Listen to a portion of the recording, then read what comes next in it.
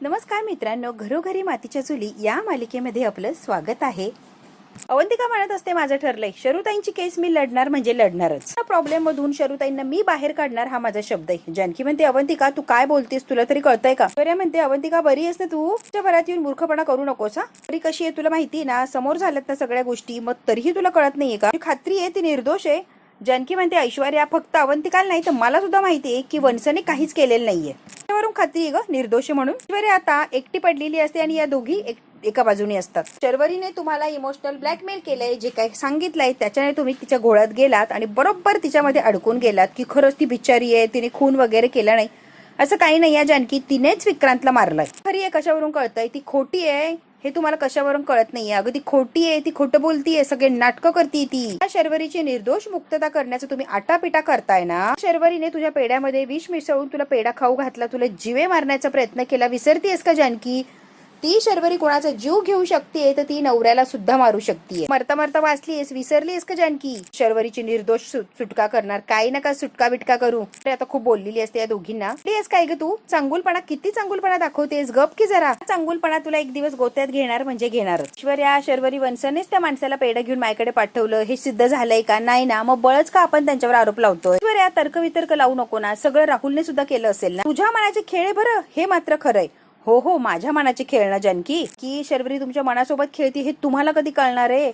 ऐश्वर्या तळून सांगत असते की शर्वरीवर विश्वास ठेवू नका, पण जानकी आणि अवंतिका पूर्ण तिच्या प्रेमात आंधळे झालेले असतात आणि शर्वरी जे काय रडतीये, नाटक करतीये त्यावर यांनी विश्वास ठेवलेला असतो. इतक्या महानपणा सुटलाय ना, खरं तुमच्या वागण्याचं मला आश्चर्यच वाटतंय. ऐश्वर्या खूप बोललेली असते या दोघींना, यांना कन्व्हिन्स करण्याचा प्रयत्न करत असते की तिची केस लढू नका, पण या पक्क ठरवलेलं असतं मनाशी की तिला निर्दोष सोडायचं म्हणजे सोडायचंच.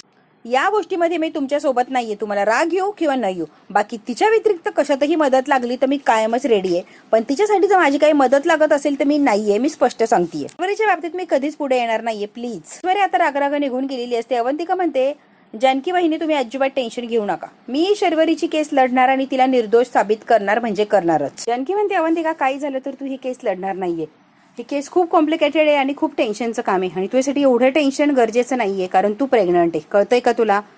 टेन्शन वगैरे काही घ्यायचं नाही, अगदी नॉर्मल राहायचं.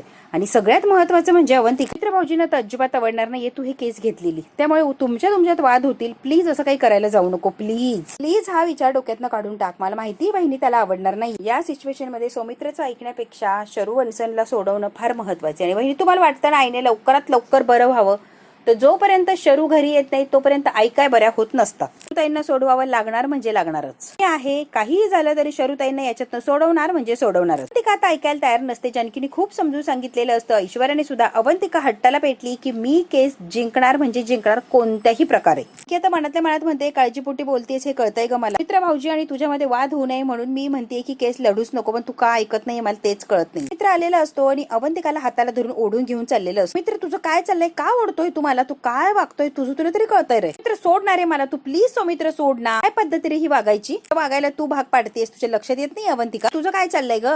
सांगतो ना, त्याच्या बरोबर विरुद्ध वागायचं ठरवलंय आणि बरोबर विरुद्ध वागतेस सुद्धा तू. म्हटलं शरूची केस मी नाही घेणार तर तू शरूची केस घेणार आहे. वा, त्याला कोण समजतेस ग तू? जास्त कळतं का तुला? परेशानी झालीस का तू? तुला तू सोडवणार आहेस होय?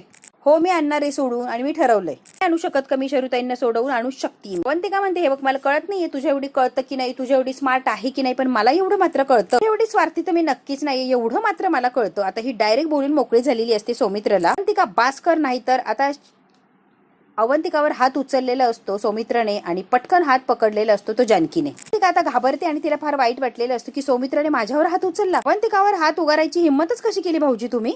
ना बायकोवर काळजी वाटते ना तिची, इतकंचा आदर करताना तुम्ही भाऊजी. आता जानकी खूप बोलायला लागलेली असते. असा आदर आहे का हात उगारून? असं प्रेम आहे का हात उगारून? भाऊजी मी काय विचारतेय लक्षात येतंय का? काय एवढं झालंय की अवंतिकावर डायरेक्ट हातच उगारलाय तुम्ही? मी सांगते ना वहिनी, त्याने हात का उगारला माझ्यावर ना वहिनी? जी केस त्याने नाकारली, जी केस हारणार याची भीती त्याला होती, तीच केस मी घेतली आणि तीच केस मी जिंकून दाखवणार आहे याची गॅरंटी त्याला आहे ना. बायकोनी हिंमतच कशी दाखवली याचा राग आला, इगो हर्ट झालाय त्याचा ना, म्हणून त्याने मला मारण्याची हिंमत दाखवली. हे इगो आहे ना तो दुखावला गेलाय. पण ते का असं काहीच नाही, उगाच वाटतील ते बोलू नकोस हा. तिची काळजी आहे म्हणून म्हणत होतं की केस नको हँडल करू, प्लीज केस सोडून दे, म्हणून तुम्ही हात उगारलास भाऊजी. आता जानकी सुद्धा लावूनच धरते की तुम्ही हात का उगारला, तुमच्याकडून हे एक्सेप्टेड नव्हता, तू आमच्यात पडू नको हा वहिनी, तुला आत्ताच सांगतोय. बोलायची गरज नाहीये मध्ये, आमचं आम्ही बघून घेऊ, आमचा पर्सनल आम्ही बघू आमचं काय ते. मित्र आता जानकीचा सुद्धा अपमान करतो. जे एकत्र कुटुंबात राहतो तुमचं असं काहीच नाहीये. एकमेकांचा हात घट्ट धरून चालायची पद्धत आहे आणि या कुटुंबात तुझं नाही तर आपलं असतं. ठरलंच का तुम्ही? वहिनी बासा प्लीज, मला असं काही इमोशनल बोलून ब्लॅकमेल करण्याचा प्रयत्न करू नका. म्हणजे तुझं लेक्चर मला ऐकायचंच नाहीये.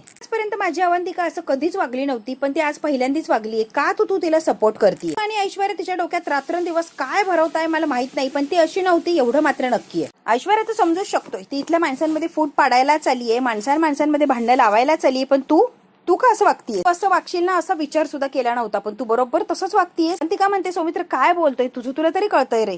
काय लिमिट क्रॉस करतो आणि वाटतेल ते बोलतोस तू. की बहिणींमुळे आपल्या दोघांमध्ये अंतर येत नाहीये. ज्यामुळे अंतर येतंय तू समजूनच घेत नाहीये, फक्त स्वार्थीपणाने वागतोय ना म्हणून अंतर येतंय. आडमुठेपणामुळे तुझ्या हट्टीपणामुळे अंतर येते, कळलं का? सौमित्र, ऐश्वर्या आणि जानकी वहिनीला अजिबात ब्लेम करायचं नाही, आत्ताच सांगतोय. जानकी म्हणते अवंतिका जरा शांत बस ना. वहिनी तुम्ही थांबा, आता शांत बसायची वेळ नाहीच. सौमित्र चुकतोय आणि त्याची चूक दाखवून द्यायलाच पाहिजे. ऐश्वर्या आणि सारंग त्यांचंही काही वेगळं चाललेलं नसतं, त्यांच्यात भांडणं असतात, तेही शर्वरीवरूनच. ऐश्वर्या म्हणते सारंग त्यांची काळजी नाही असं नाही, काळजी आहे की तुमची बहीण आहे शेवटी ती. दिसतोय आईंना होणारा त्रास काय होतोय मला पण कळतंय ना. ते दिसतं ते तुम्हाला लोकांना दिसतच नाहीये, त्यात मी काय करू सांगा बरं तुम्ही.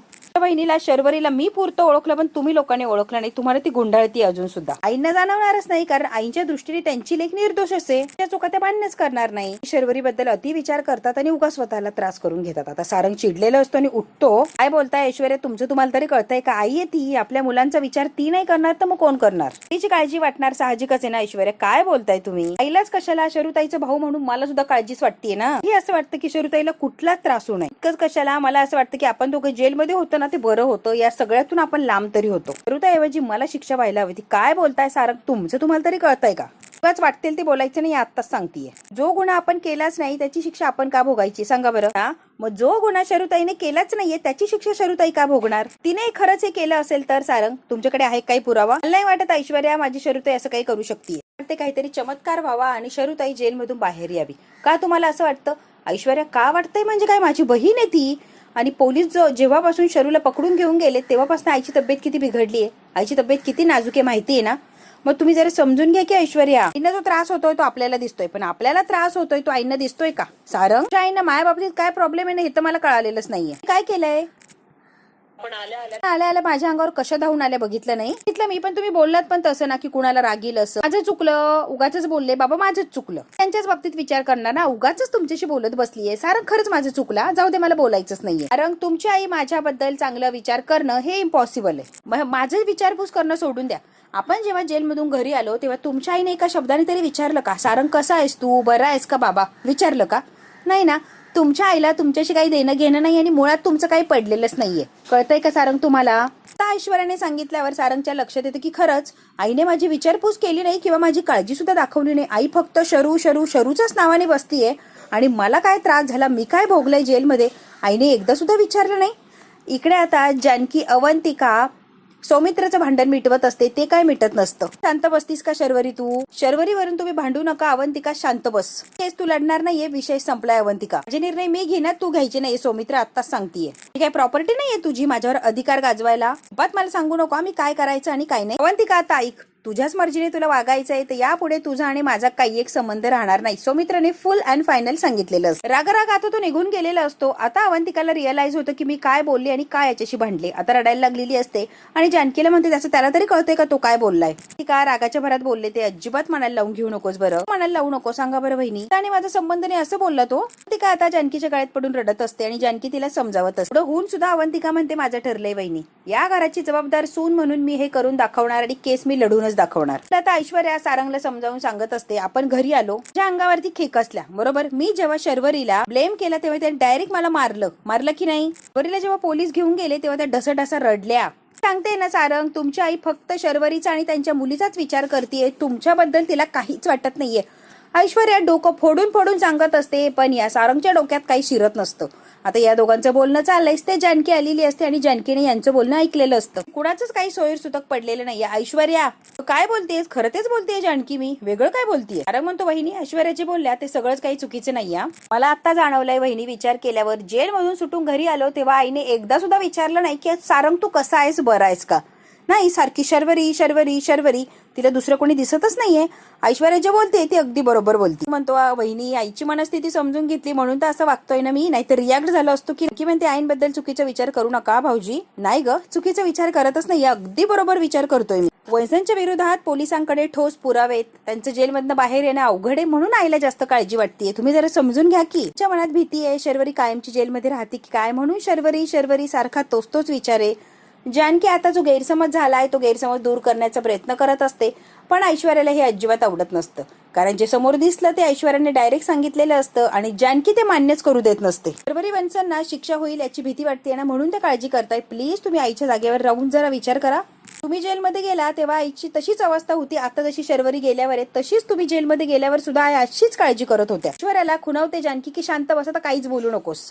तर आता गुपचूप बाहेर निघून गेलेली असते. ऐश्वर्याच्या मागे आता जानकी सुद्धा जाते, पण सारंगच्या डोक्यात आता पक्क बसलंय की खरंच आई माझा विचारच करत नाहीये. आई फक्त आणि फक्त शर्वरी शर्वरी एवढ्याच तो विचार करतीये. आणखी ऐश्वर्याला बोलत असे, तुझं काय चाललंय, तुझं तुला तरी कळतंय ग, तू काय बोलतीयस? तुझ्या आणि सारंग भाऊजीच्या भांडणात मला पडण्याचा अधिकार नाहीये हे तर मला कळतंय. बरं, त्यांचा विषय निघाला म्हणून मी बोलतीये ऐश्वर्या. कधी कधी आपण काय बोलतो, कुणाला सांगतो, कुणाबद्दल बोलतो याचा आपल्याला भानच राहत नाही. जरा विचार करून बोलायचं की सारंग भाऊजींना किती वाईट वाटलं, काय चुकीचं बोलले, जे आहे ते चित्र दाखवलं की नाहीच त्यांच्या आईला काळजी त्यांची, ते सुद्धा बोलायचं नाही का, असं कुठं म्हटलीये मी? बरं जरी असलं तरी आपल्या बोलण्याने समोरचा व्यक्ती हर्ट होतो ना, मग आपण बोलायला नको का?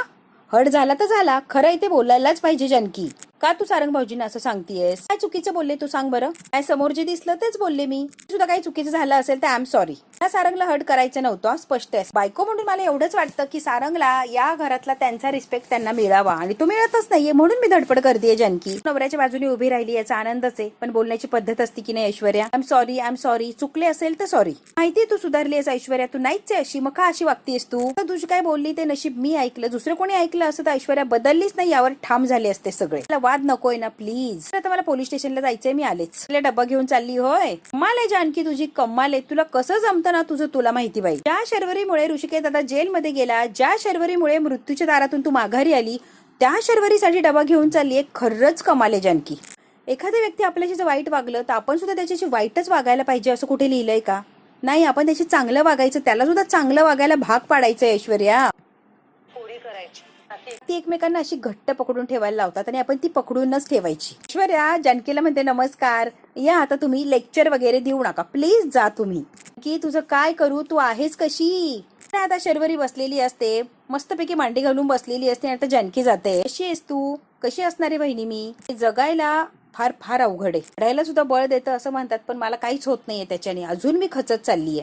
ताकदीची गरज आहे ग जानकी, मला लढायचंय, खंबीरपणे उभं राहायचंय, न्याय मिळवायचा आहे. जानकीने आता परत शर्वरीसाठी घरून डबा आणलेला असतो. वेळेत खाऊन घ्या. शर्वरीच्या डोळ्यात पाणी येतं की जानकी किती करती माझ्यासाठी.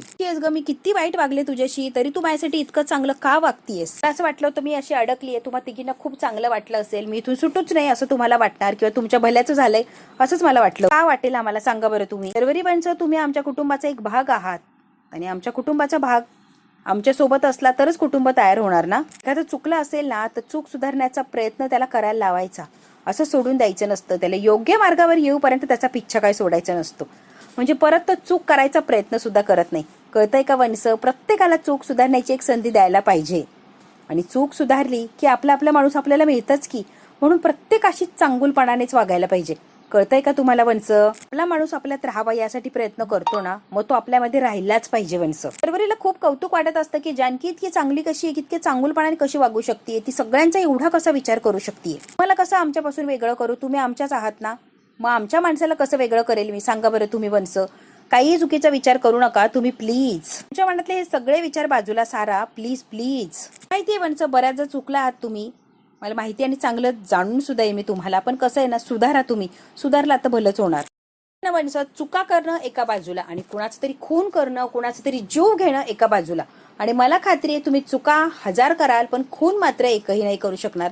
त्यामुळे तुमच्या पाठीशी मी खंबीरपणे उभी आणि तुमच्यावर मला विश्वास आहे. त्याच मी नाही खून केलाय जानकी वहिनी, कुणाचा नाही केलाय खून.